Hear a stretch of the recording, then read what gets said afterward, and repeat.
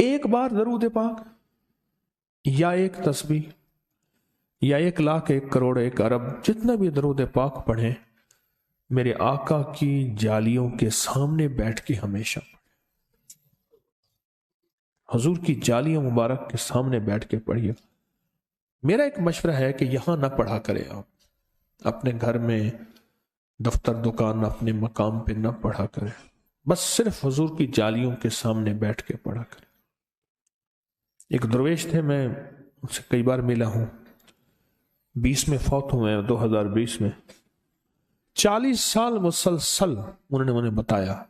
40 سال مسلسل حضور کے روضے کے سامنے بیٹھ کے وہ درود و سلام پڑھتے تھے، 40 سال مسلسل، 40 سال درود و سلام پڑھتے تھے۔ بہت پرانی بات ہے، میں نے ان سے عرض کیا، غالباً 20-22 سال کم و بیش، اس سے زیادہ ہوگی۔ میں نے ان سے عرض کیا، میں نے کہا درود کیسے پڑھیں؟ ایسے اشارہ کیا حضور کی جالیوں کے سامنے۔ ہم یہ دیکھ رہے ہیں اندر 3 افراد ہیں، میں نے کہا کہ حضور کی جالیوں کے سامنے دنیا کے جس کونے میں جا کر بیٹھ پڑھ، پر تصور ان جالیوں کا۔ اگر عشق مصطفیٰ تیرے سینے میں ہے، مرے گے جہاں تو مدینے میں ہے، جہاں بھی مرے گا تو ہوگا جہاں، پر تو مدینے میں ہوگا۔ کملی والے کی عشق اور محبت اگر تیرے سینے میں ہے تو پھر تو مدینے میں ہے۔ میں کہ جالیوں کے سامنے بیٹھ کے ایک بار درود پاک پڑھ،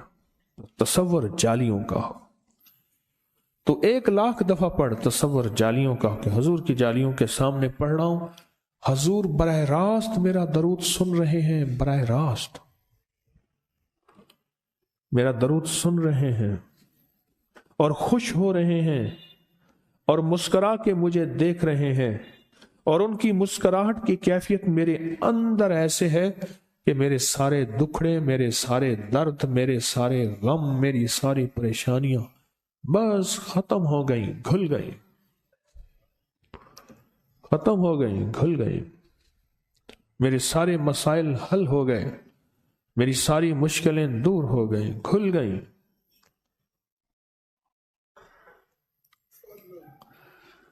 اگر آپ جالیوں کے سامنے درود پاک پڑھنے کی جذبے کو لے کے پڑھیں نا، مجھے ایک صاحب کہنے لگے کہ اب میرے ساتھ عالم یہ ہے، میں جالیوں کے سامنے بیٹھ کے درود پڑھتا ہوں تو میرے دائیں حضرت ابوبکر، دائیں حضرت عمر آ کے بیٹھ جاتے ہیں،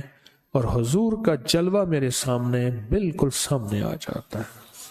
مشق کر کر کے اب کیفیت یہی ہے کہ جالیاں ایک پل میں بیٹھتی میرے سامنے کھل جاتی ہیں، اور جالیوں کے آگے تحد نظر پورا منظر اور پورے جلوے